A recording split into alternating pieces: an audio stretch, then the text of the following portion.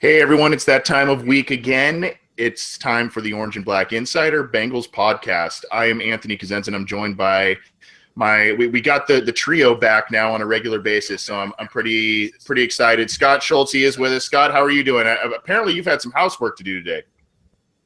Yeah, I'm doing very good. I'm ready to call it a day and go back to bed. Got to work on a water heater and some other fun stuff today. Well, that's good. I'm not the handiest of guys, and my wife can attest to that. So, if you were able to to tweak around with a water heater and be successful at it, good for you, man. Well, I found it's like anything. The first time you fix it is a lot harder, and after that, or not really that, but anything, it gets a lot easier. And so I'm kind of hoping that happens with Marvin Lewis. After the first 14 years, maybe he's just a slower learner. He's a slow learner. Yeah, we'll see. Yeah, absolutely. Well, I'm also joined by Connor Howe, my West Coast buddy. Connor, how are things? Has your body clock gotten back on track from being in Europe? Yeah, I'm back. I'm awake now. I'm like a normal person again. It's pretty nice. Okay, good. So you're not going to fall asleep during the show or anything? I will like not. That, right? No, I will not. Okay. I mean, I know I'm a pretty boring guy, but no, you're good. If anything, it's the fact that it's such a boring time of year for the Bengals. I mean, you're watching two teams you don't care about playing the Super Bowl.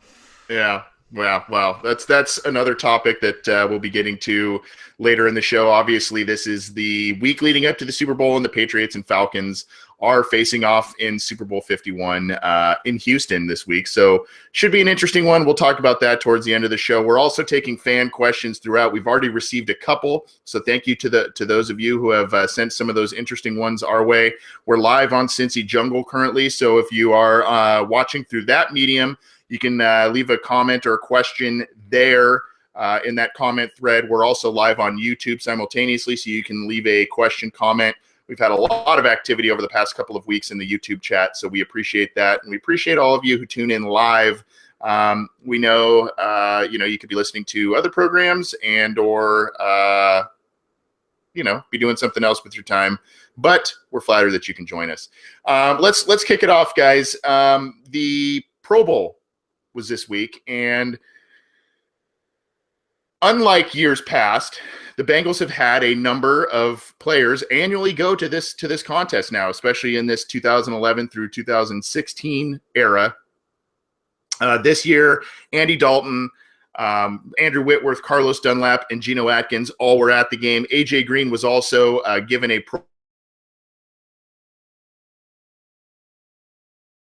Bowl. Not he opting his hamstring injury of his own, but also saw what happened to his comrade Tyler Eifert last year and probably said no thanks. So, Scott, I'll start with you. Did you watch the Pro Bowl?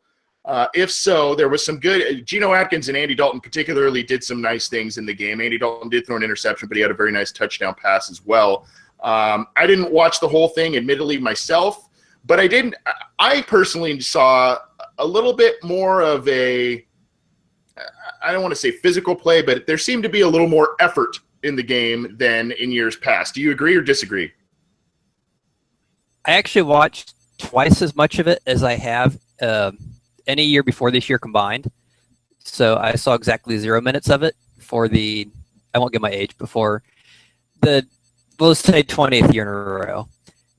And I think part of the reason for that, not that I am opposed to watching it, but as a kind of the resident cord cutter, I do find it interesting how the NFL is slowly adding more and more content to the NFL network. Obviously you have the combine, you have the draft, you have the Thursday night games, a lot of the preseason games. And so they are constantly, as far as the cord cutters go, which is obviously a bigger thing, we have more people every year are foregoing cable and satellite. So the more content you get on something like the NFL network, the less availability you have for the fan. So yeah, I'd say as long as that keeps getting added, I will be the one of many who has not seen it, but for a different reason than most. Okay. Connor, much has been made this week, and I didn't get to watch this because it was during the work week when it first aired, and then they aired it apparently right before the Pro Bowl once again. But the skills competition was kind of something that seemed to be pretty entertaining. They had like a dodgeball game. They had drones dropping footballs from like 200 feet in the air. A lot of interesting stuff, and a lot of people seem to like that aspect that is coupled with the game. Did you happen to watch any of that? Do you care about the Pro Bowl? Is it nothing more at this point than just kind of a little pin on the varsity Letterman's jacket, so to speak? Yeah, I watched zero of it, and I think the reason, I never really was a big like Pro Bowl guy. They never really pulled me in. And last year I watched like 20 seconds of it, and pretty much the one play I saw was Richard Sherman took a reverse for negative 20 something yards, and then I was like, okay, Tyler Eifert got hurt in the same game that Richard Sherman took an end around for negative 20, like literally negative 20 something yards. So that was kind of frustrating and turned me off. And then I don't know, it's like Orlando, it's cool, but like, I don't know. It just doesn't have the same feeling of like you want a certain team to win. There's no implication for it. And so I was working at the NHL All-Star game, just kind of doing a little bit of event stuff at the Fan Fest, and just being in that environment and seeing how all those people were there and so pumped for it. I think part of the reason why everyone was so excited for that, which happened to be at the same time, was that there was a lot more historical stuff. They were honoring a lot of players of the past. They did like different competitions. Like they had the speed skating challenge. They used to have the shootout or the most creative shot challenge. Now it's just the shootout challenge or something. And there are kind of like little incentives for what the different aspects of the All-Star game counted for. The game itself of hockey wasn't fun for according to most fans, but the fact that the NHL had all of those tiny little different things, and they're kind of related to hockey, whereas, you have dodgeball and like just a thing where you throw balls at targets. It's a lot more fun, I think, in that aspect. But overall, I think unless there's any sort of incentive for, like, the NFL just hasn't given me enough incentive from like a marketing standpoint to really watch the Pro Bowl. There's exciting players there, but there's exciting players on pretty much every team in the NFL nowadays. So I don't really need to, I don't know. It's just not that interesting to me, I guess. So if you were to, and I'm going to ask this of both of you, if you were to make an improvement, Connor, on the game to draw you in, now I know you're a little bit younger on the age spectrum than Scott and I are, Connor, but I don't know if you remember this in years past. They used to have something in the offseason called the quarterback challenge, where quarterbacks would throw footballs that had like the blue chalk at the end of them and try and hit moving targets. And yeah, I never saw that. That sounds cool. Yeah, it was like guys like Boomer and Warren Moon and all of those guys were playing in it. They used to have like the fastest man contest, and these were off season things that weren't necessarily attached to the Pro Bowl, but with the positive reaction to the skills contest and all of this stuff that they included this year. I think one of the things also that was kind of interesting that the NHL did, I think they did like a celebrity game in which Justin Bieber got crushed. So yeah, he got knocked out by Pronger. Yeah, anyone who's a believer out there, I hope you're okay with Justin Bieber taking a big hit there. But what improvements could be made in your eyes, Connor, to kind of help draw you in? I don't really think.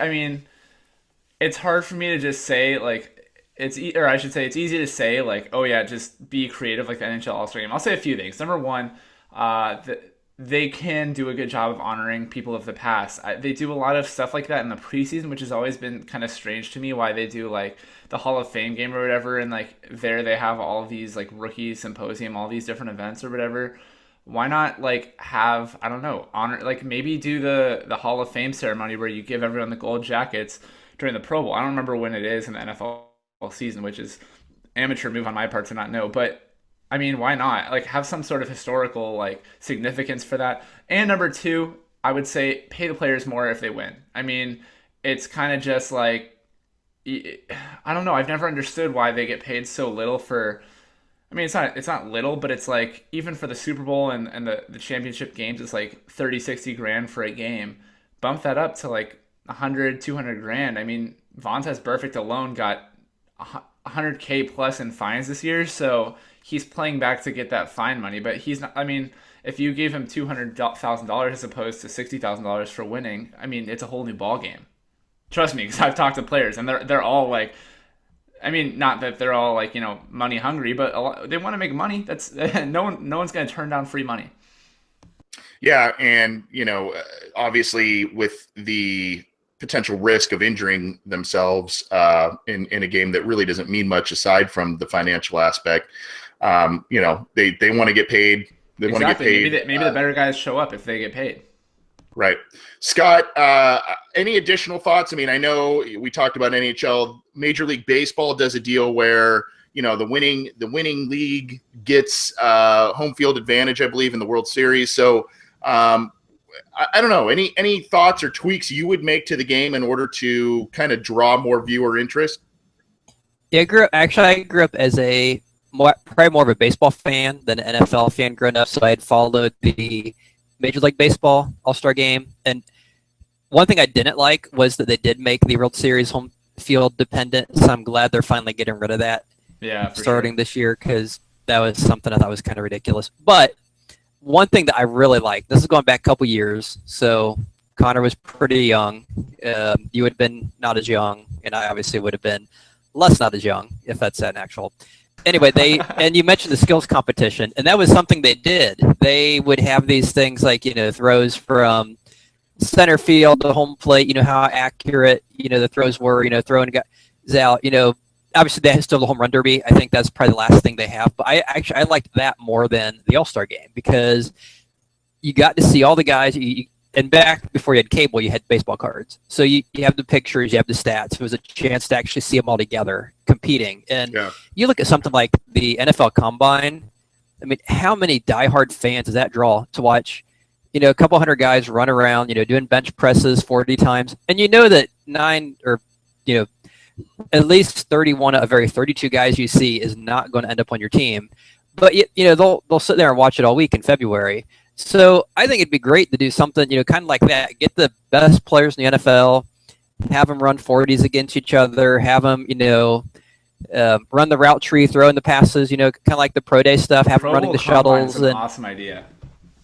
Yeah, I would love to see that. And I've kind of been clamoring the last couple of years, and I'd like they did the skills, but I'd like to see, those kind of things that the fans, I think, would have a lot more interest in that than they would, kind of I don't know, an all-star game where, because no one's playing full speed because you don't want to get hurt. And like you said, there's no motivation to really, play lights out. But, if you were doing something, because these guys are competitive, they do want to compete. So you give them something like a little skills thing, and you have some guy ripping, 30, 35 on the reps on the bench press, or some guy running, 4.34, and, talking trash, or, this guy, oh, we thought this guy was fast, but wow, look at, they're going to be motivated to really, and so I think it'd be great to see is elite athletes who are really motivated to really go out there and, kind of do those combine things. And, they probably haven't been prepping for it like they do during the draft. So it's a chance to really see them just how good are they in these skills. So I think that'd be kind of neat. Anything in that variety. It could be, throwing footballs in a trash can, or I don't know, kicking from 50, 60 yards out, weird angles, something. Yep. So anything on those lines, I would say that would be awesome. And I'm still a cord cutter, but I'd be willing to find a friend who has cable to watch that. Yeah, the Combine, otherwise known as the Underwear Olympics, right? Yes. Connor, you had an additional suggestion that you wanted to throw out. Yeah, so just another thought. I think I heard it somewhere else. Actually, I have a couple. Number one, if you've made it to 3 Pro Bowls, you're allowed to opt out. I think that should be just a thing. You don't have to fake an injury or whatever. If you've played in 3 Pro Bowls, free pass for the rest of your life, and that way you get some of the younger guys. But if you still want to play, you can play. And then my other thought was, and it's not really my original thought, but I think it was NFL Network's Dave Dameshek who came up with it. But instead of having the Pro Bowl, or maybe it's just in addition to, you have a game between the 2 worst teams in the NFL, and the team that wins gets the first overall pick. So you kind of give some incentive for some bad. You have a little bad football, but the teams just can't, intentionally lose like the Bucs did against the Saints that one game where they got Jameis Winston. So even if as long as you're one of the bottom two teams, you still have a chance for that top pick. I think that I remember hearing that, and I thought that was interesting. That's interesting. That definitely brings some incentive to the game. Yeah, I mean, there's a lot of things they can do. I do think they've done some things. They did some things this year that helped. But I still think there's a long way to go in order for interest level to still be in this game. Just a quick recap. Again, Andy Dalton was the leading passer for the AFC Pro Bowl team, 10 of 12, 100 yards, 1 touchdown, 1 interception. We had, let's see, where is Geno Atkins? He had 3 tackles and 1.5 sacks in the game. So he was playing very well in the game as well. Carlos Dunlap didn't really get into the action. We did see what I thought was interesting. We did see, and this will segue into one of our fan questions later in the show. But we did see I saw Andrew Whitworth, I believe, play. I know he played right tackle, played left tackle, and I think I even saw him get in at right guard, if I'm not mistaken. So he was kind of moving around a little bit. Granted, it's an all-star game, and it's not what the Bengals necessarily do with him currently, but it does show his versatility, and maybe that's something they look at in 2017 as his contract expires. Again, we'll talk about that more later. So that was the Pro Bowl. It's in the books, and now it's on to the Super Bowl, and then free agency and the NFL draft.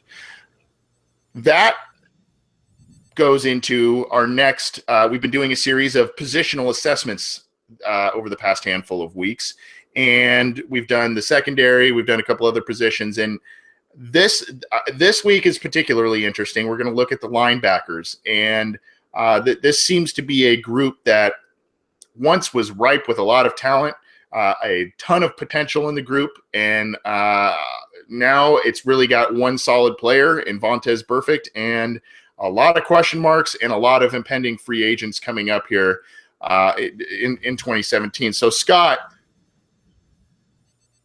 what is your takeaway from the group in 2016, and is this a position? I mean, we talked, I think it was last week, we talked about some of the draft options at number 9 overall. Should linebacker be in the very, very serious conversation at number 9 and be whittled down to one of the couple of positions the team looks at that spot? I think you kind of hit it on the head that, this is definitely not one of the strengths on the team defensively or offensively. Well, obviously not offense, but overall, because you look at the 3 starters, Carlos Dansby, he's a free agent this year. Burfict only has 1 year left. He's a free agent. And he's missed something like 22 games the last 3 seasons. He's, I think he's going to be 27 this year. So you hope he has a long career left, but after this year, there's no guarantee it's with the Bengals. Vinny Ray, the worst of the 3 starters, is the only one who signed past this year. They thankfully are giving less playing time to Malaluga, but he's probably going after this year too. You do have the bright spot with Nick Vigil, the young guy who got some playing time late, seemed to have some nice play. But outside of him, him and Vinny Ray are the only 2 guys they have signed past this year. And that's one of the things I think a lot of people don't really consider. And you look deeper on the depth chart, Flowers, this is his last year, but although he's more of a special teams guy. PJ Dawson, they don't want to play. And then Trevor Roach, this guy who seems to appear and reappear every few months. He seems to get added to the roster and removed from the roster. But you're looking at who they have on the roster right now. You have Burfict, who gets hurt a lot and misses a lot of time from suspension, and then a very young Nick Vigil, who you're kind of hoping will emerge into a decent starter. And then outside of that, you just have a lot of issues as far as depth. And I think the biggest problem you have that is because they've really struggled to draft linebackers. And it's kind of surprising because I think Marvin Lewis, wasn't he a linebacker? And I think he was a linebacker coach maybe when he started his career. Yeah, well, I mean, and you look at the Baltimore Ravens when he was the defensive coordinator. There were guys, Pro Bowlers galore that he groomed. Not only Ray Lewis, who's a Hall of Famer, but remember Peter Boulware, the edge rusher. I mean, that guy was a great football player. They had a number of different Edgerton Hartwell, if you remember that name, was a decent player for the Ravens under Marvin Lewis. He groomed a lot of guys in Baltimore, and it's not coming over here. It hasn't come over to Cincinnati with the same success. Yeah, you look at their top three linebackers this year, Dansby, Burfict, and Ray. Like none of them were drafted by the Bengals. You have a couple undrafted free agents that they got because everyone passed on, and then Dansby, who I think was drafted by the Cardinals and kind of bounced around. But right. I decided to look up their drafts in the Marvin Lewis era to see why do we have why is there just no depth? Why do we don't see? Oh, it's bad. It's bad. And I'm not going to count Vigil because he's a rookie and he's only played one season, and we don't really know what we have with him. So going back from that, 2015, you have the round pick P.J. Dawson, 5 career tackles, 0 tackles last year. The year before, Marquise Flowers, a special teamer with 0 tackles the last 2 seasons. 2013, you have Sean Porter, 0 career tackles. You go back, the next guy that drafted was Dante Moak, who came in as a defensive end. But either way, if he's a linebacker, 0 career tackles with the Bengals, 7 for his whole career. The year before that, they took a 4th-round pick on Roderick McElroy. Again, 0 career tackles. The year before that, you had Ray Maluga, who he's been a starter, but a lot of fans have grumbled that, he's not a good starter. He's a starter just because they have nothing better. The year before that, the 1st-round pick on Keith Rivers. We know how well that went. He got beat up by a wide receiver. He ended up getting traded for like a 5th-round pick. Year before that, A.J. Nicholson, 0 career tackles. And you have to go all the way back to 2005 when they drafted Odell Thurman, the last time that they really drafted a good linebacker, and he only lasted 1 season in the NFL. So you look at the linebacker position, I think that and for a team that doesn't like to, venture into free agency, I mean, that pretty much spells the issues they've had with linebackers. And some of the best ones they've had, Dahane Jones, free agent, who they got kind of on the cheap, Carlos Dansby last year. And so we've talked about people like, I think in the last podcast, we talked about Reuben Foster, maybe the one before, about them possibly drafting him at 9. And I just kind of wonder, as horrible as they've been at drafting linebackers, it almost kind of makes you think, well, if they draft him, he must not be good, right? Lewis has shown that he just cannot, for whatever reason, a guy who's supposed to know the position and I don't know. It's something that just baffles me. It's puzzling. You whiff one, but you can't whiff, for 15 years. Yeah. And I mean, there's still, you left out even a couple more. There's David Pollock. There's Caleb Miller. There's Landon Johnson. I mean, you make the argument that the best players that the Bengals have actually drafted at the position were Landon Johnson, Odell Thurman, and Ray Maluga. Now, obviously, Vontaze Burfict seems to be the best linebacker that Marvin Lewis has had in Cincinnati, but he wasn't drafted. So, at some point, it's almost like with these 11 picks, do you take do you take like 4 linebackers out of those 11 picks and just completely try and retool the unit? I mean, it hasn't been very good in recent years, and the draft record hasn't been very good either. There's also another free agent guy, if you remember, Nate Webster was a guy that they brought in, and he didn't play very well for the Bengals, and then he got into a ton of legal trouble. So, the track record is terrible. I'm glad you brought up Vigil, though, Scott. And Connor, I'm going to throw this over to you to start. In our YouTube chat, Teresa Krieger writes, first of all, longtime listener, we love hearing that. But do you visualize Nick Vigil stepping in as a full-time starter to replace the aging Dansby in the upcoming season? Connor, you kind of mentioned the Bengals' preference to their base defensive package is usually a nickel look. Scott alluded to the fact that we don't know exactly what we have in Vigil, aside from some really good numbers in the agility drills and things like that at the combine. First of all, are you high on Vigil, and do you see a big role for him in 2017 based on all the issues the team seems to have at the position? I think the difference between me and a lot of people, just in general, but also specifically Bengals fans, is that I personally try as hard as I can, at least during this time of year, to just set aside what I think like what I like or what my opinions, and just think from the standpoint of, okay, I'm the Cincinnati Bengals. What do I think? And my whole kind of thing that I've been railing on Twitter has been that there's no chance the team takes Reuben Foster at 9, and fans are super highly overrating him because he's an impact linebacker in the mold of Vontaze Burfict. All of that said, I think that Vigil, if I'm the Bengals, I play him year 2. I play him in the nickel because why not? Because there's going to be another Reuben Foster type of player next year, and you want to see, is Vigil that guy? Whether or not the Bengals do that is beyond me. But I think the fact that he got snaps late in the year when Maualuga wasn't. I mean, Maualuga, I don't know what happened with him, but he clearly fell out of favor because the team stopped playing him.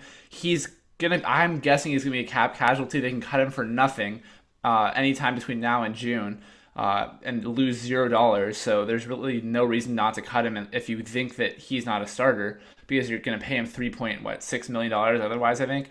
So I don't know. I think that if you're the Bengals, you put Burfict and Vigil in the nickel. And then, I don't know, you have Ray as your third linebacker in base packages. Ray's a pretty decent nickel backup linebacker.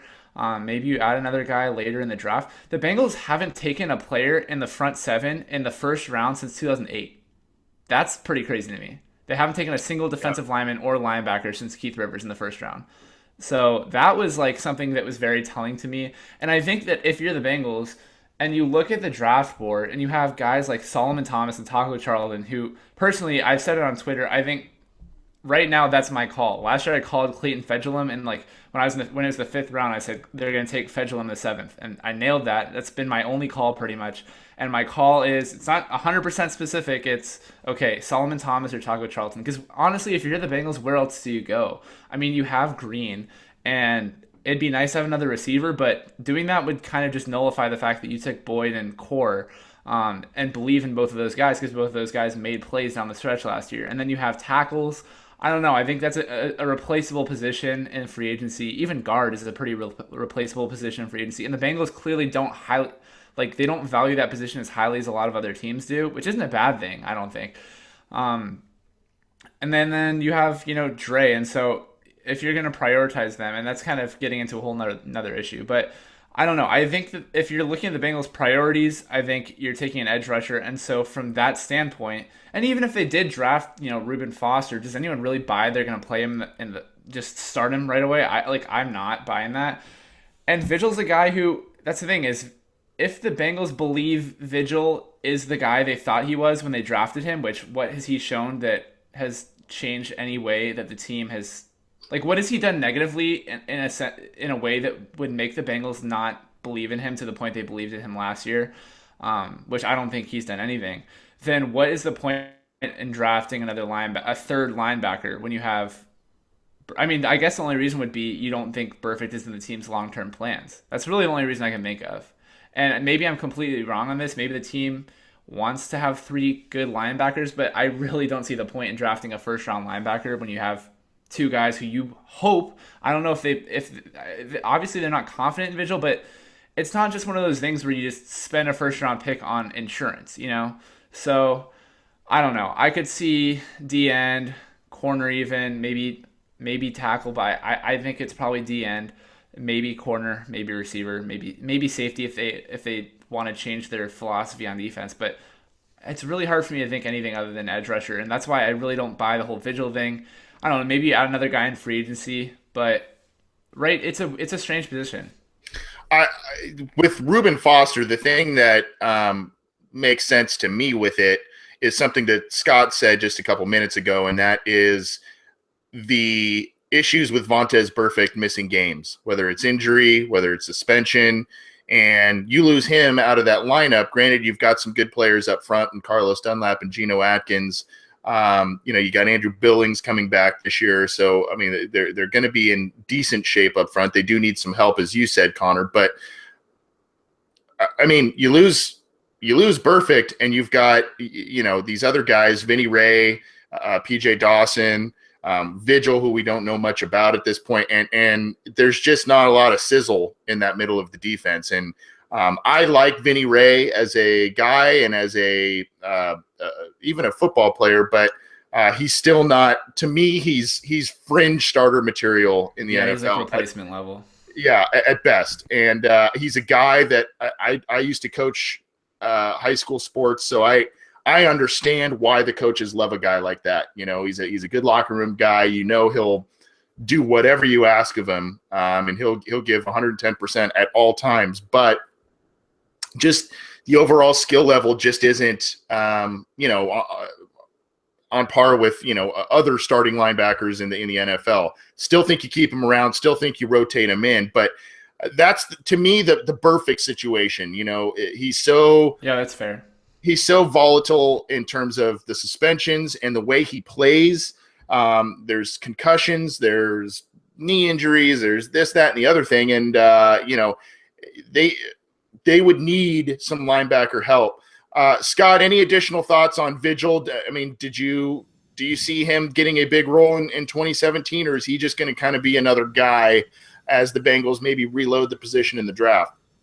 I think you guys pretty well nailed it. Yeah, with Vigil, I think the ideal thing, at least from the fan perspective, would be let's see Vigil, let's see Burfict out there. They seem to be the two best coverage linebackers. They seem to have the best instincts of the group. And like I said, I think we would probably all agree that Vinny Ray is someone who would be a great fourth linebacker, great backup, not exactly a guy you want as a starter. But as you said, let's say Burfict goes out because we know he's going to miss time, and Dansby's a free agent. If he's not brought back or someone else isn't brought back like him, now and Connor mentioned that we could cut Maluga. Okay, now you're looking at Vigil and Ray as your starters, which isn't exactly the most inspiring. That's not ideal. Yeah, that's not ideal.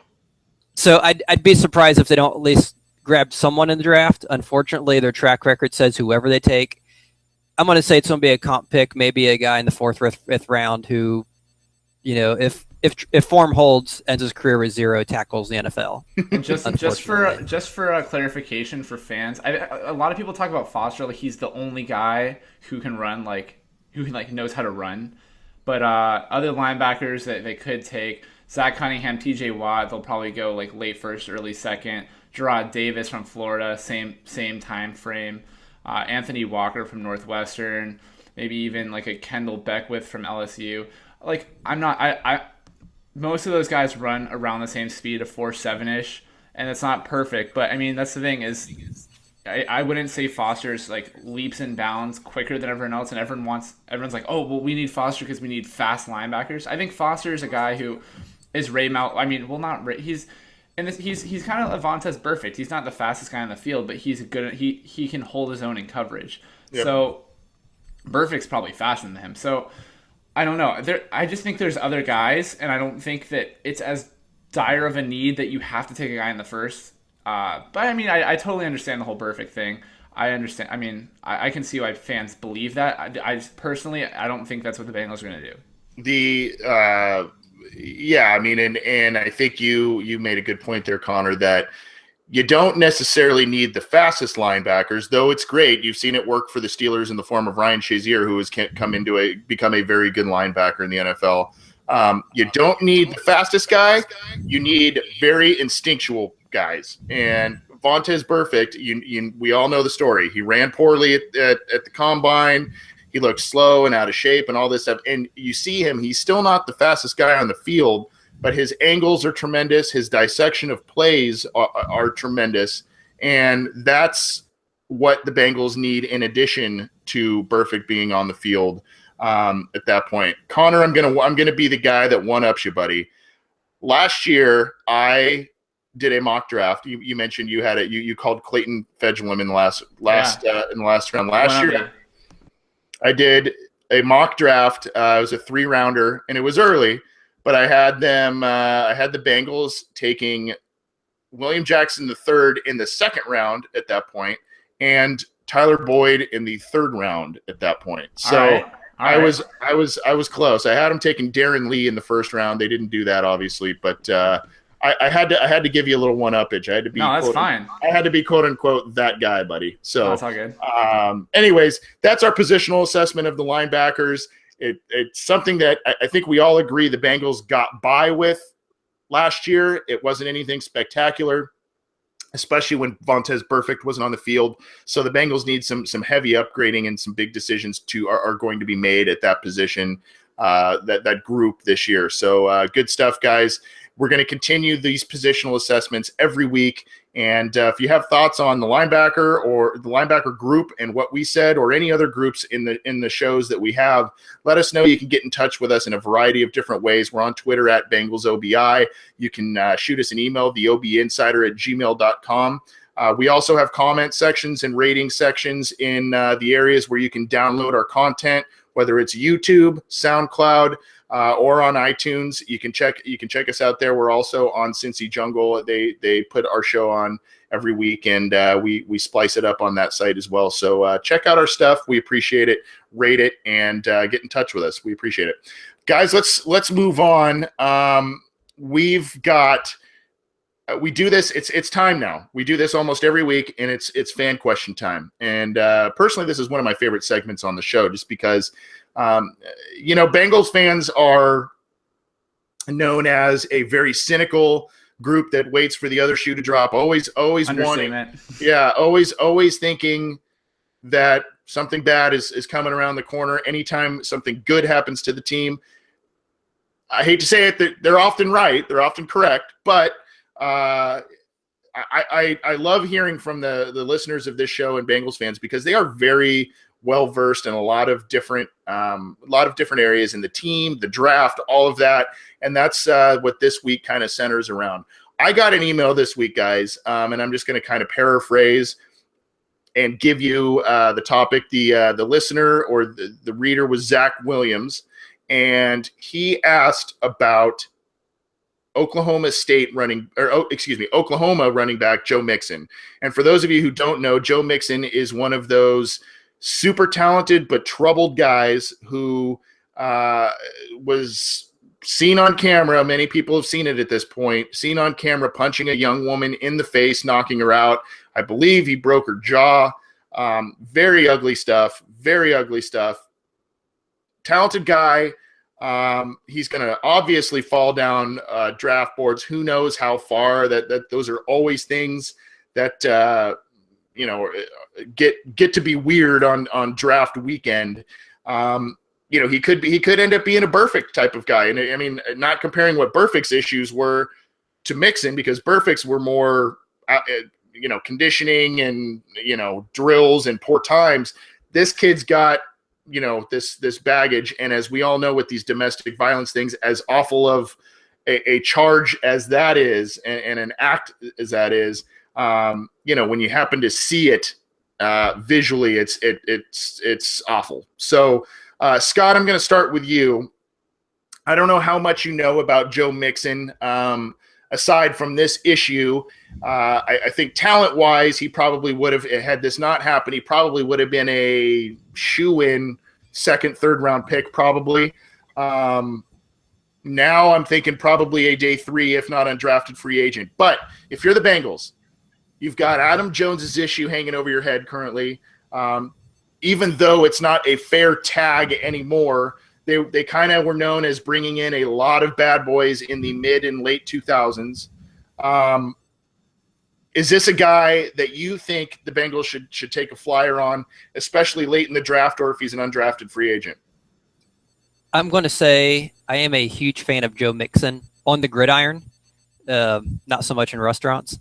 But I've seen – I haven't seen every game he's ever played, but I have seen a few games of him, Fournette, and Dalvin Cook. And from my perspective, and let me preface this by saying I'm not a professional NFL scout. I'm not a running back coach.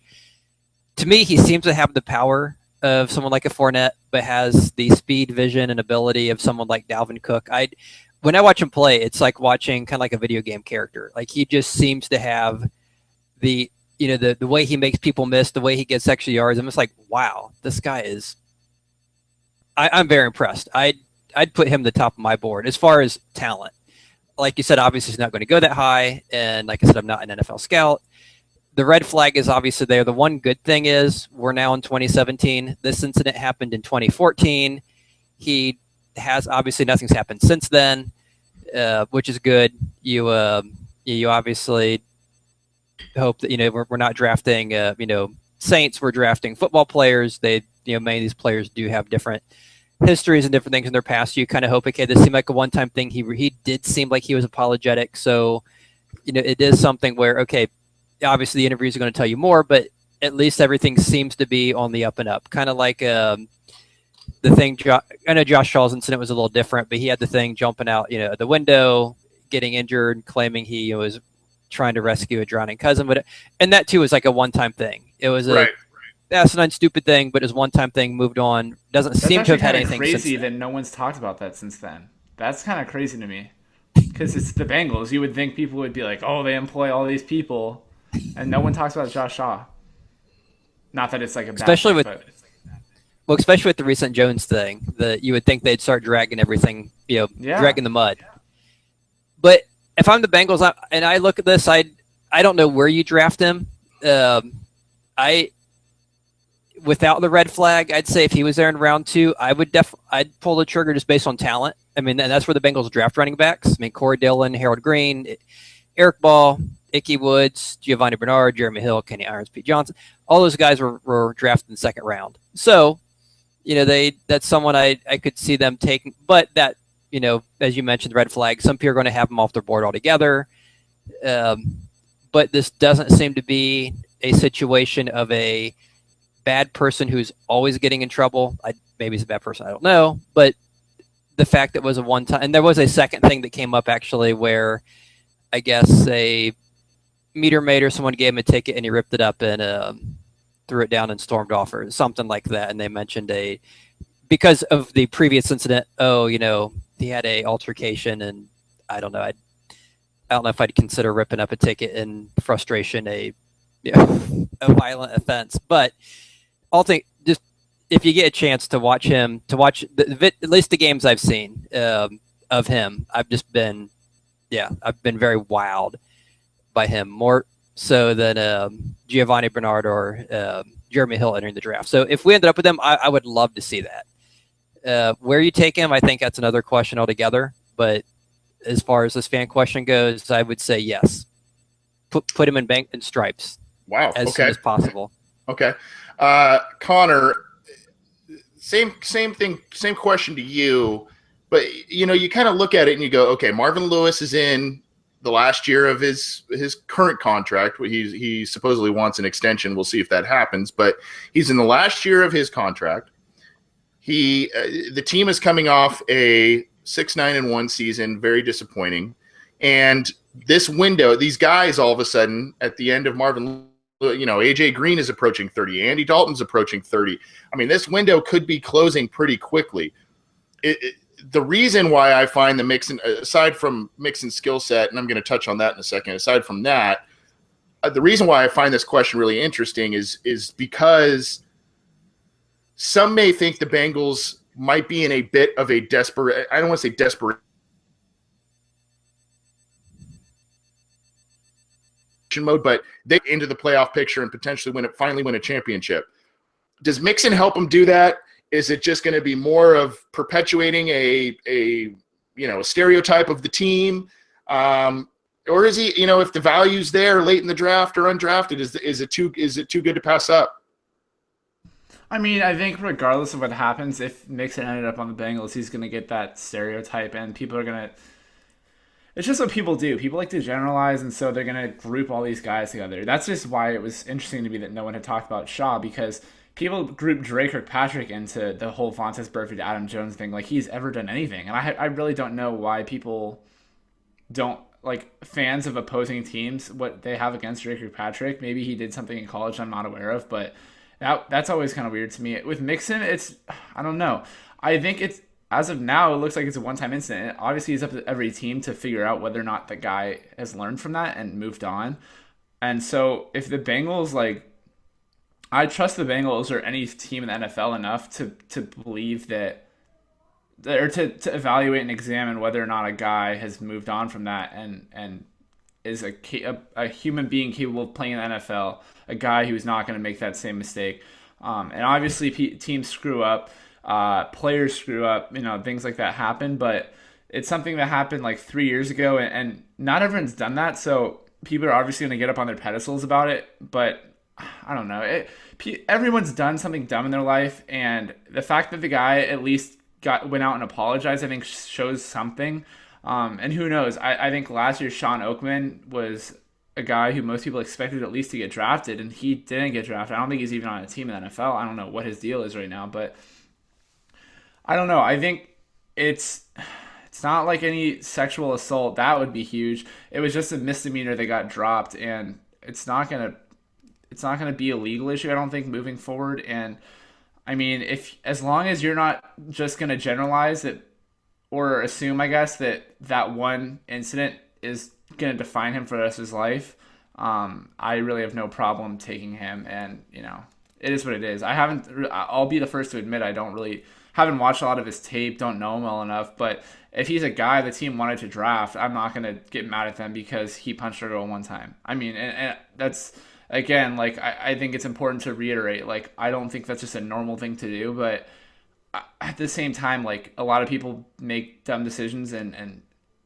have regrets, and to just be able to move on from that and say, okay, you know what, I made that mistake. It obviously was a big mistake, but um, I hope he's past it. I think he's past it. And if the Bengals or really any team in the NFL was gonna say, okay, I think he's past it, I'm not gonna be the guy who on Twitter every time he scores a touchdown at the team he's playing for, at Cowboys. This dude is a woman beater. He should get kicked out of the NFL. All this, like, it is what it is.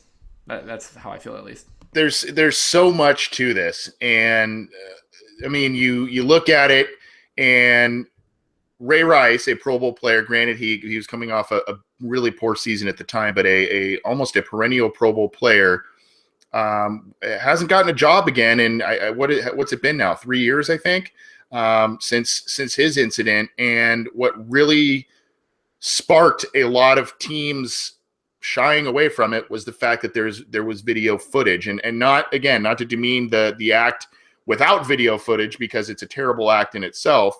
I think once people see it, it makes it more real. Now, I agree with you guys. Video is like a huge aspect. And I agree with you guys that it seems like it's totally in the rear view mostly in the rear view for this guy. I think where he's going to need to, it's not going to be about the workouts. It's not going to be about 40 times or anything. He's going to need to absolutely nail the interviews with teams in order to save himself an NFL career. And I hope he's genuine in terms of being contrite and all of that. He will need to show that to teams, and he will need to show that he's not a pattern guy, because you look at it, Carlos Dunlap was looked at as a red flag player coming out of college because he had a DUI in college. For every Carlos Dunlap, though, who has totally kept his nose clean as a pro and is actually perennially one of the best guys nominated for his community work and all kinds of things that he's done.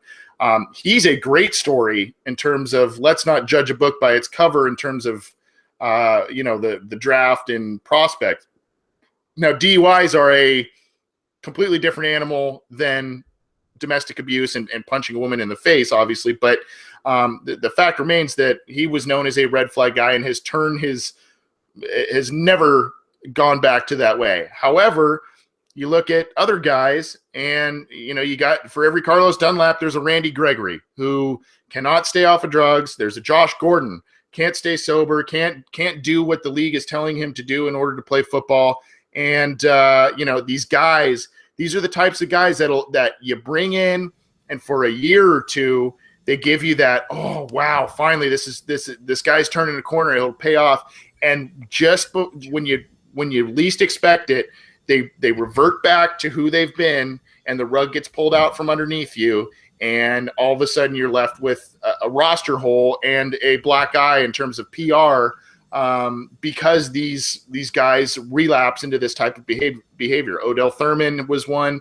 Unfortunately, Chris Henry was another, in terms of Bengals things. Scott, I know you got something to say here. I just want to close with this in terms of my opinion with Joe Mixon. The thing that really intrigues me when you look at Joe Mixon, his yards per carry as both a freshman and a sophomore is a tad under 7 yards a carry, which is really, really solid.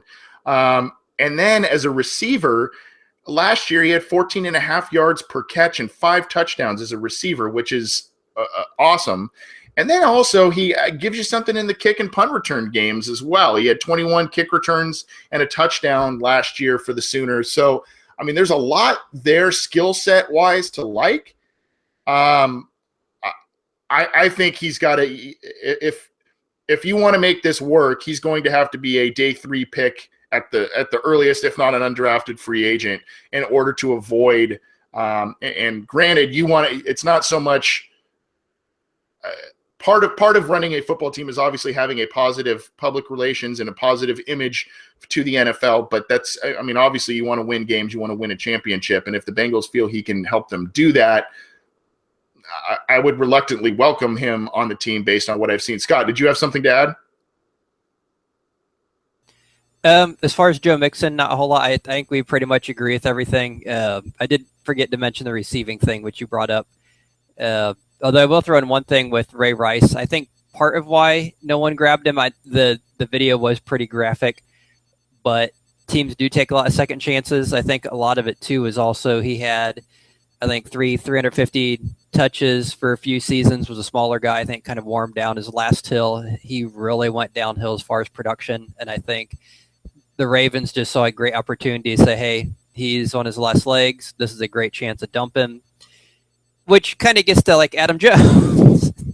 Right. That, hey, this, it'd give you a great chance, but I think at this point, nothing's happening with that anytime soon. But yeah, I think it's worth pointing out Tyreek Hill, Ezekiel Elliott, both of them had that same question mark. I think it's a little different with, I mean, the whole like domestic abuse versus drugs, as in the sense that drugs is like with Greg Reed, Justin Blackman, Josh Gordon, those type of guys, it's an actual addiction, whereas these guys who aren't on substances at least have the ability to control themselves. So it's a lot more, I guess, controllable in that sense of the evaluation process for teams. Because you look at the Bengals, and yeah, Adam Jones had his slip-ups, but there really hasn't been anything really from anyone else on the team. Even, like you said, with Dunlap, the last thing I can think of is Orson Charles when he like had that weird thing. I don't even remember if he was on the team when that happened. So I think that from like a strictly, draft process outlook, I wouldn't say it's like a thing that you can just overlook, but I think it's an easier task to manage than a guy who appears to have some sort of problem with substances. Yeah, and to credit Zach Williams, who sent us that email, and Joe Mixon, he did reference Tyreek Hill, and obviously Tyreek Hill was a Pro Bowl player this year and one of the most electric players in the league. The Chiefs did a number of different things with him in terms of running back, receiver, return man, and he helped them get very far this season. So, and it seems as if Mixon, though he's a bit bigger than Tyreek Hill, it seems as if he has a very similar skill set in just that athleticism. So who knows? I hope it seems as if the issues that are very similar with Tyreek Hill, by the way, it seems as if he has gotten past them, at least for the time being. Let's hope, whether he's a Bengal or not, let's hope that these things are behind Joe Mixon, because it's a pretty terrible thing. And, if he is contrite and if this is a one-time thing, he does deserve to get his life on track and pursue a career, even with that egregious mistake he made in striking a woman. We have another question, Connor. And this one is about free agency priorities. It was actually sent to Cincy Jungle. It was kind of a broad question, but I think I'm going to hone it in a couple of different ways, and I'm going to say both priorities in free agency in terms of the positions of need, and if the Bengals. Well, let's start there. Positions of need, and then I'll go somewhere else with it. Okay, are we going to assume that let's say top 4 positions of need in free agency? Okay, well, I think let's just assume that all the free agents are free agents at this point, just to make it easier. I think your position number 1 is corner. I know like there's a lot of people who are probably going to disagree with me on that, but I think with Dre being a free agent, with Adam Jones' whole incident, even though you have guys like Darqueze Dennard, William Jackson, Kavari Russell ready to like take snaps, um, it's still a position that you need five, six, maybe even seven guys there, probably six guys I would guess, and Dre is priority number one. And the good news for the Bengals is that you look at Evan Silva's top free agents list, Evan Silva of Roto World, who he makes a really good free agent list every year.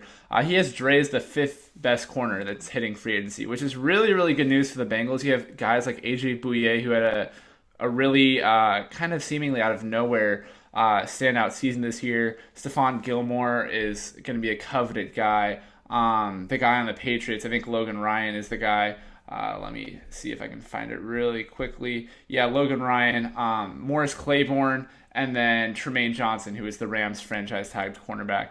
So I think Dre is a guy they really can and should re-sign. It seems like his Twitter feed is like really blue balling everyone because what did he tweet the other day? He was like, "Oh, when hard work pays off" or something like that, and everyone's like, "Tell me if you sign with the Bengals." But that is a guy where the Bengals have no excuse to not get him signed. He's a guy you drafted, you hoped he would become the player you hoped he'd be, and then he's there. So that's number one. I say number two. I don't know because Zeitler and Whitworth are both like really good at what they do. Whitworth's obviously the older player. I mean, if we're talking the two players, you want Zeitler long term, obviously, but I think priority number two is you want. I mean, I don't know. Maybe you get a left tackle that can play long term. There's not really anyone on the market. So I guess your priority number two is right guard, and you hope that it's Kevin Zeitler because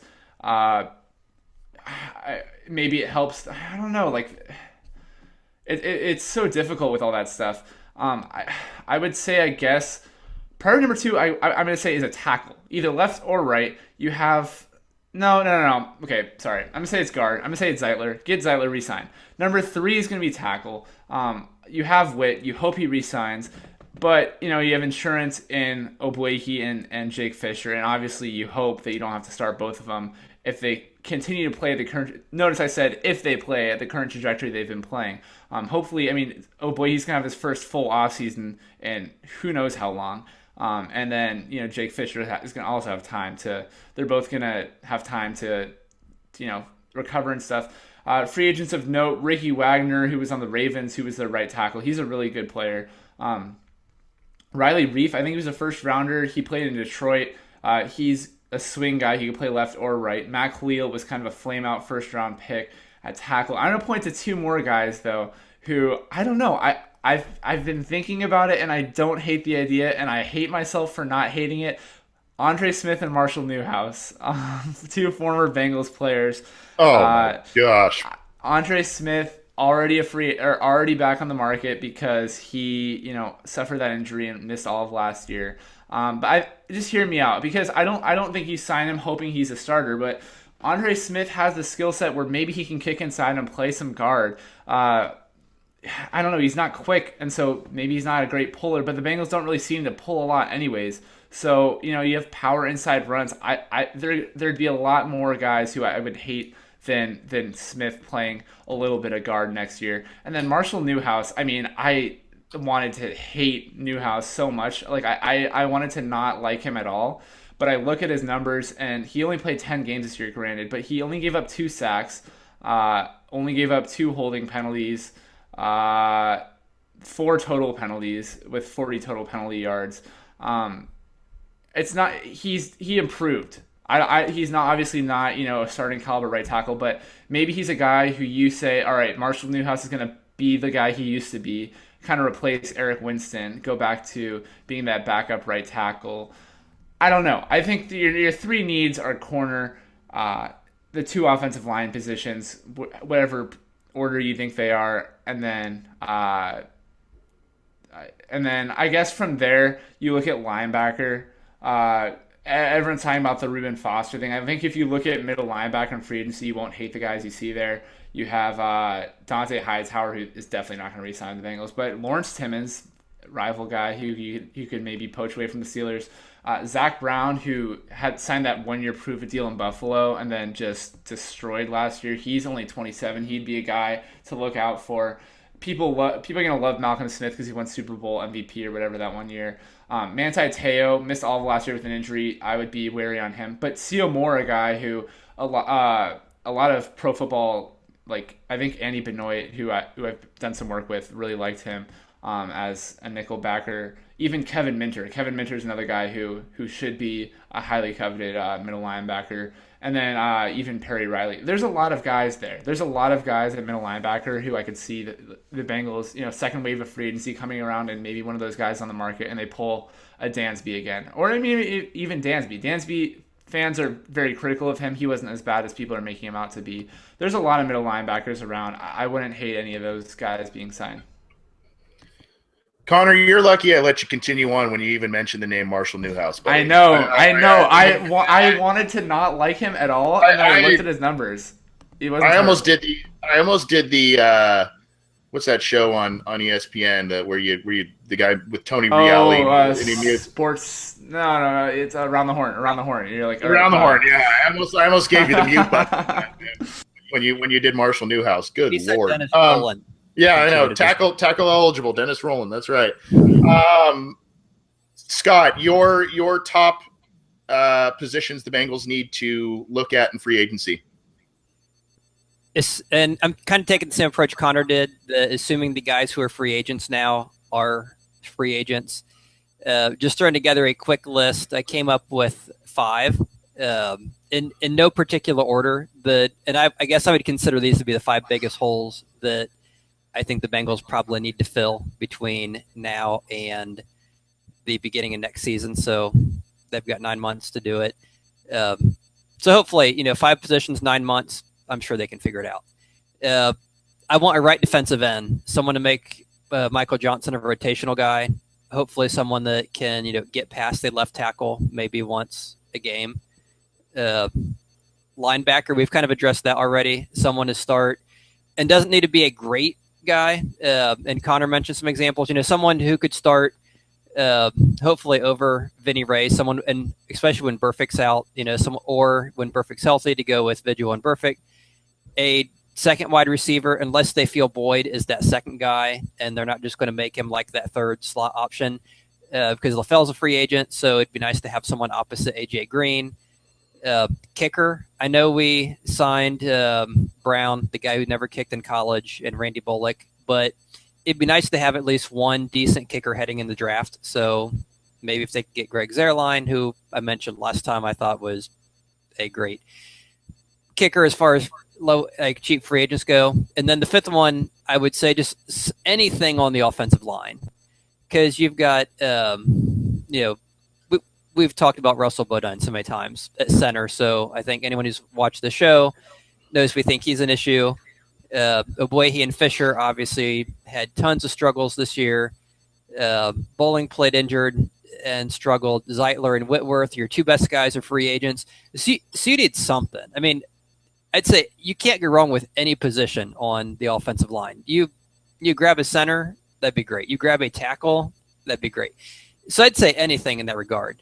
So as far as free agents, I doubt they're going after the top of any one of those positions, but it'd be nice to at least see them make some movement in some of those positions somehow. As far as their guys who are free agents, so some of the guys I mentioned, like LaFell or Dansby or whoever, I think the top one to re-sign, and I agree with Connor, I think it has to be Drake Kirkpatrick. This is a guy they took with that first pick of when they got from the Raiders, when they had 2 picks in the first round, and everyone was clamoring, they need to take David DeCastro if he's there. Oh my gosh, he fell to 17, and they take Drake Kirkpatrick. And all the Bengals fans are up in arms. What the hell are you doing taking a cornerback? This is absurd. But they obviously liked him. Even though they refused to play him for 3 years, they obviously liked him a lot. He, in the time he's finally got to play, I think he's been very good. We've talked about this in the show before. He can be a great cornerback. He's a big physical guy. He can obviously be the guy you use to cover the opposing big physical guys, the ones that your smaller slot corners just aren't going to get. So he's someone I would say is their top priority. And if they had to sign either Zeitler or Whitworth, one of the two, I'd say Zeitler, even though I think Whitworth's obviously left tackle, the more important position. And the reason I say Zeitler in that regard is He's younger. You know, if you sign him for 3, 4, 5 years, you have that position locked up for that period. Whitworth's pretty much near the end. He's still good, not as good as it was last year or the year before. You're going to have him for maybe a year or two, and then he's gone. I'd rather have the guy, I'd rather have right guard locked up for 4 or 5 years than left tackle locked up for 1 year or 2. Okay, fair enough.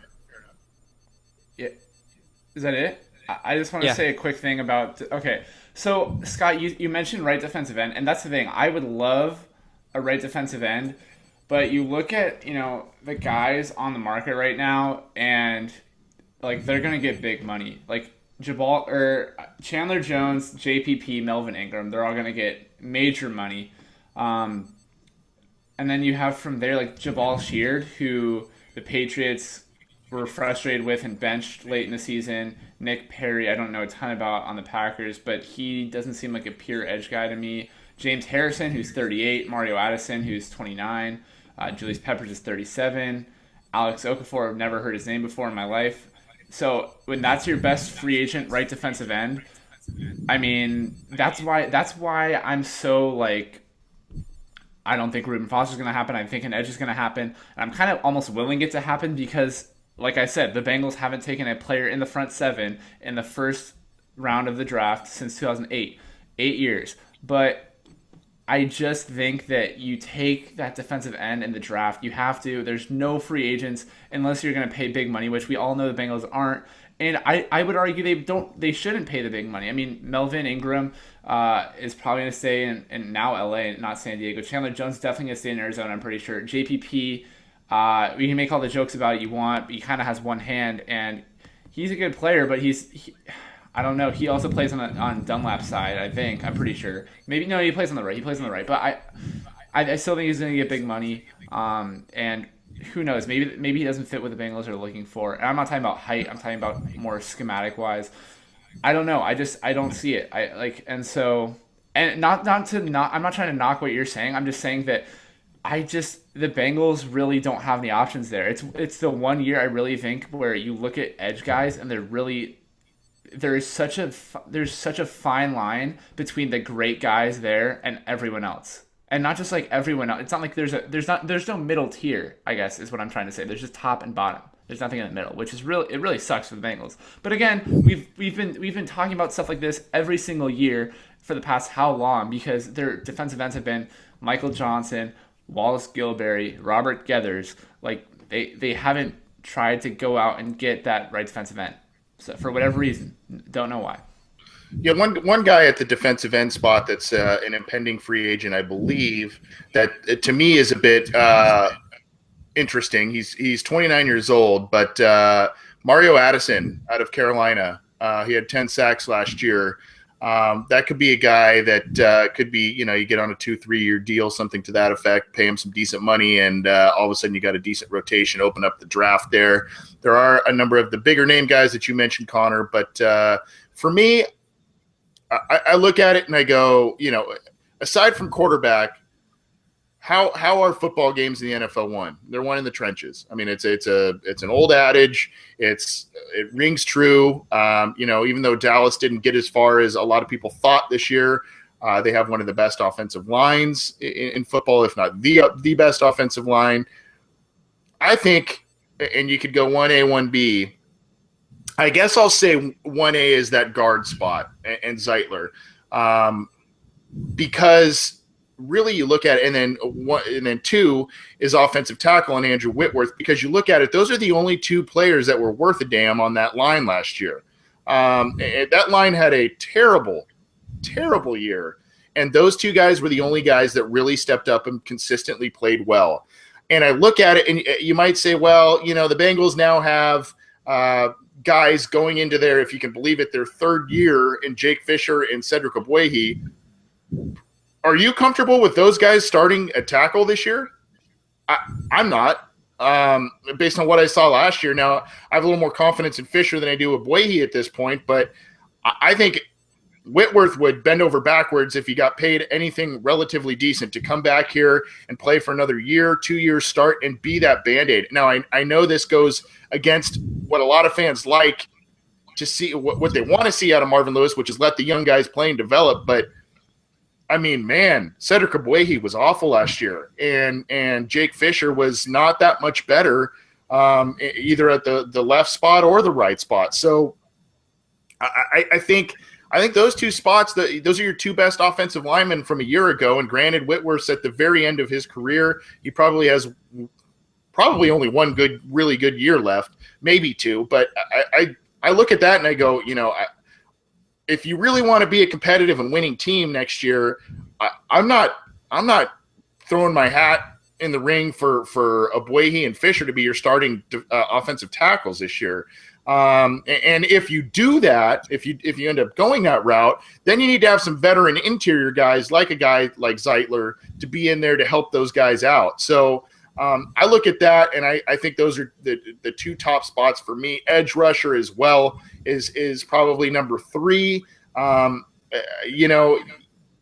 It depends on you could get some of these guys that are those 4 or 5 sack a year guys. I like some of the guys you mentioned, Connor, Melvin Ingram and Jabal Sheard, especially both of those guys I like a lot. Unfortunately, they're 3-4 guys. They're not. Oh yeah, no, I love Ingram. It's never going to happen. Yeah, cost wise and scheme fit, and that's one of the things the Bengals really need to concentrate on this year is making sure they get proper scheme fits in free agency. But I do believe an edge rusher, whether it's a true defensive end, a rushing linebacker, whatever it may be, is also up there. And then you can kind of go, for me, I might place linebacker over corner. And the reason I say that is I'm really high on William Jackson. They have Darqueze Dennard, and though that contradicts exactly what I just said about the offensive tackles, he's there. Josh Shaw has done some okay things at corner. I mean, there's some talent there. And then especially if you end up keeping Adam Jones as your veteran, I'm not big on that idea. But if you lose Dre, you then have to keep Adam Jones, I would think. So I think linebacker needs more help than corner at this point. And, there's some good options out there too that Connor mentioned. Real quick, guys, before we Anthony, just one quick thing. Yep. One Ogbuehi. You sounded kind of negative. You kind of missed the one good thing he did last year, that he made us forget how bad Bodine was. He what? He helped make us forget how bad Bodine was because they seemed to race to see who could get driven back to the quarterback first. Yeah. So he had that one for him. It's funny, those two guys, they didn't have grass stains or dirt stains on their jersey. They had number 14's jersey imprinted on the back of their jersey, just from so many times they fell into Andy Dalton's lap. Just kidding, Russell and Cedric, if you're listening. You guys are great guys. Let's just hope you play better. To close up the topic on free agency, the Bengals, according to Spotrac, currently are 12th in the NFL projected for 2017 with almost $44 million of cap space. Obviously, we know their deal about rolling over a bunch of money from year to year. The team will give its fans a lot of excuses as to why it doesn't spend a lot of money in free agency, but they're not good excuses. They have the money. They claim there's the rookie pool and in-season injury pool and all of this. That you never hear other teams talking about that. That's not the public information that they throw out there to their fans. The Bengals need to spend money, and I think their lack of free agency moves have caught up to them last year in some respect. Now, that doesn't mean get every high-priced free agent guy there is, but you got to be active. And $44 million, you can do a lot of different things with that kind of money coming into this season. Thanks for the questions, you guys. There was a bunch more that also came in our way. We can't get to all of them this week, but keep firing them at us. We appreciate it. You can shoot them over to Cincy Jungle. As we said, we are live on that website, and our content is on that website. You can shoot your questions on Twitter to us at BengalsOBI, via email, theobinsider@gmail.com. And, you can also get in touch with us through our YouTube chat or comment on our YouTube material. We look at those comments, and a lot of times there's questions in there that we like to answer. And we're also on SoundCloud and iTunes for you to download, leave a rating, and or comment on our show. We appreciate all the feedback and all the support we've received in this still relatively new show We appreciate you guys tuning in, and all of the viewers that are tuning in live currently. We're gonna close the show with a sort of non-Bengals segment, I guess. I mean, it's football. It's pertinent, but let's talk about the Super Bowl, guys. Yet again, the New England Patriots have found a way to make it to the Super Bowl, and they're facing a really exciting Atlanta Falcons team. And obviously, Mohamed Sanu is one guy the Bengals fans know left in free agency to go to the Falcons, and actually has been a nice ancillary weapon for Matt Ryan, especially in this postseason. He's done some nice things for them, and all of a sudden now there's the Patriots and the Falcons. And is it the plethora of weapons and speed that Atlanta has that's going to win the day, or is it the experience and the know-how of Bill Belichick and Tom Brady in these huge games that they usually win? Is that going to be the case with this game? Connor, I'll start with you. Your thoughts on the matchup? Is it going to be a good game? I mean, you saw the championship round. Those were some pretty awful games. Dude, I hope it's a good game.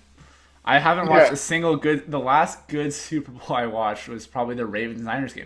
Because every year people are missing it. I mean, I think people are sleeping on the fact that every Super Bowl of the past half decade has been a snooze fest, except the Seahawks Patriots game, which I still haven't seen because I was out of the country. So not just out of the country, but on a ship in the middle of the ocean with no internet. So I really couldn't watch the game. No, I mean, that was a valid excuse. So not really watched any. Okay, whatever. But regardless, I think if you look at the two teams, you look at how they're playing, and both teams are really hot. Both teams have offenses and defenses that are playing pretty well. I don't know. It's just Bill Belichick. It's just the Pats. And I can't bet against them. And I've kind of said the same thing with LeBron in basketball. People love to hate LeBron. People love to hate Brady. Give me the guy who is one of the greatest of his generation, if not the best of all time. I want to be able to tell my kids I saw, Brady's 5th ring, LeBron's X amount of ring, whatever. I don't care. People are gonna dislike my opinion, and I totally understand and expect that. But give me Brady. The Falcons. If the Falcons win, they're gonna be that team where we totally forgot they even won the Super Bowl, because they're a fun team, but unless they back it up with another Super Bowl or they become the next Seattle Seahawks, which I don't think I don't like their roster as much as a roster that's going to be this talented moving forward. I just don't see it. So I don't know. And plus, with Kyle Shanahan leaving, I really don't think the offense is going to be what it was.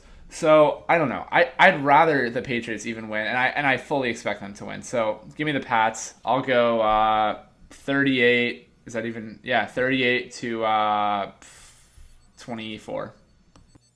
38 to 24, and for those wondering, Connor will be keeping a very close eye on Lady Gaga at halftime. I know he's a big Lady Gaga fan. So big Lady Gaga guy. Yeah, exactly. Just kidding. No idea what any of your songs are. Scott, your take on the Super Bowl, and who do you see coming out victorious? For me, the best thing about the Super Bowl would be Dairy Queen, because everyone has to have a reason to watch the Super Bowl, right? What? So it's Dairy Queen, because back when the Giants and Patriots played, when the Patriots were undefeated back in that season, yep. At halftime I went to the Super Bowl, and the police decided to pull me over. I hadn't done anything wrong, but long story. I know we're running out of time, so I'll just leave it at that. No, go for it. Actually, I'm kind of interested now. Yeah, you can't say, "Oh, I got pulled over one time." You can't leave us hanging like that. Come on now. That's what gets people to watch next week. But anyway, I went to Dairy Queen, got a Blizzard, because that's what you get at Dairy Queen. Yep. So every year since then, for the Super Bowl, at halftime I go to Dairy Queen. So that is the one thing I'm looking forward to the most about the Super Bowl this year is halftime going to Dairy Queen. That much being said, looking at the Falcons, I think a lot of people and they have reason to kind of undersell them. If you look at the Patriots, obviously a great juggernaut, one of the greatest coaches, one of the greatest quarterbacks, and that's what wins you games. Falcons went 4-12 a few years ago, 6-10, 8-8. They slowly are getting better, 11-5 this year, but they have those bad seasons and they're just kind of being dismissed. I wasn't a big believer, even when they got in the playoffs. I didn't think they were going to get this far. I didn't think the Cowboys would, but I didn't think it'd be the Falcons either. I was thinking one of the lower seeds. Turned out not to be. But I think they just do what you need to do on offense. And the one thing I like about them is it seems like the way to get to the Patriots is to be able to get pressure from your front four. And they seem to be able to do that with guys like Vic Beasley. They seem to, and that's what the Giants did the years they beat them was, you know, our front four can beat you. We don't have to blitz. We can play enough guys back that we can get pressure, force Brady to throw quickly, and we can, you know, cover everyone that's open. I think that Falcons, even though they're not a great defensive team, I think they are good enough that they could do that. Either way, I think it's going to be a high-scoring game. But it's one I think the Falcons could win, so I'm going to pick them to win. Just because I think, like most fans, okay, New England's won enough. Let's see somebody else win, if not for any other reason. And hopefully it's, you know, and plus I'll have a blizzard. So regardless of who wins, it'll be good. But so based on all that, I'll say 34-27 Falcons. For those of you who don't know, Scott is a dessert connoisseur, and he has his agenda in terms of topics for this show for a long time has been about dessert. So when he can drop the DQ on here, I particularly, yeah, Dairy Queen or Pampers. I know it's close to your heart, and I don't know if you guys got this out here. I'm not a big dessert guy.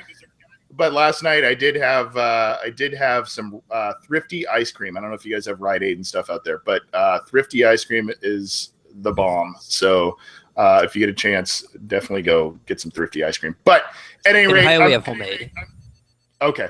I kind of all my instincts are telling me the Patriots are going to win this one, all of them. You know, it's what they do, and it's a team that hasn't been to the Super Bowl in terms of the staff and the personnel.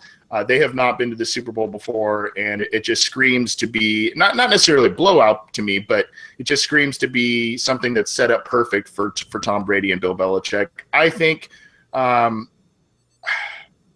something tells me that Atlanta's going to do something sneaky, because some of the things that you've witnessed, though a lot of random things have gone the Patriots' way in the Super Bowl, you go back, you mentioned the Giants, Scott. I mean, you go back, aside from all of the pressure and all of that stuff, I mean, you got the David Tyree catch. There's all these freak things that have happened for the Patriots to not win a couple of those Super Bowls that they've been to. So everything's telling me Patriots. I'll go Falcons 24-23, and something that's going to be something pretty entertaining, and we'll see who's right and who's wrong. I just hope it's a good game, man. That's all I want. Like, yeah, give me a ton of points. I don't care about defense.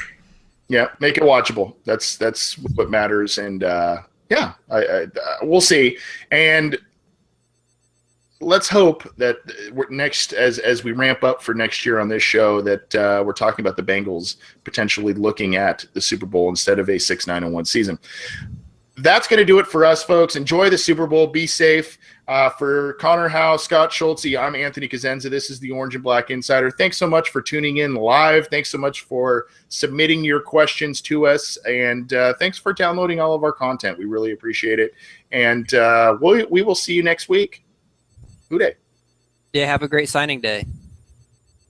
Who day?